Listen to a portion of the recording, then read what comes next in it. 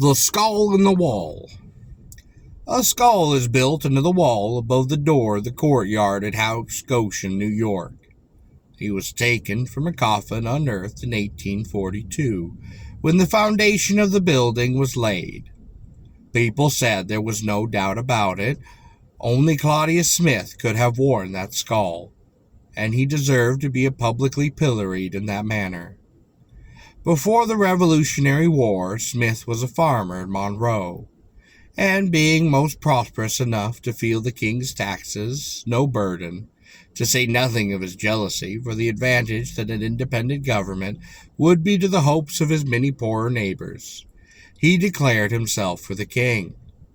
After the Declaration of Independence had been most published, his sympathies were illustrated in an unpleasantly practical manner by gathering of a troop of the other Tories, and emboldened by the absence of most of the men of his vantage in the colonial army, he began to harass the country as grievously in foray as the redcoats were doing upon the open field. He pillaged the houses and barns, and then burned them. He insulted the women, and he drove away cattle and horses. He killed several persons who had undertaken to defend their property, and his campaigns were managed with such secrecy that nobody knew when or whence to look for him. His murder of Major Nathaniel Strong of Blooming Grove caused an indignation to such a point that a united effort was made to catch and seize him. A money reward for success acting as a stimulus to the vigilance upon the hunters, and at last he was captured upon Long Island. He was then sent back to Goshen.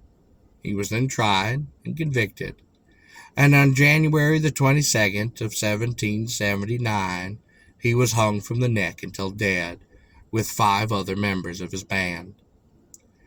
The bodies of the culprits were buried in the jail yard, upon the spot where the courtyard house now stands. And old residents identified Smith's skeleton when it was accidentally exhumed upon. It was exhumed by its uncommon size. A farmer from an adjacent town made off with one of his thigh bones, and a mason clapped mortar into that empty skull and cemented it into the wall, where it did long remain.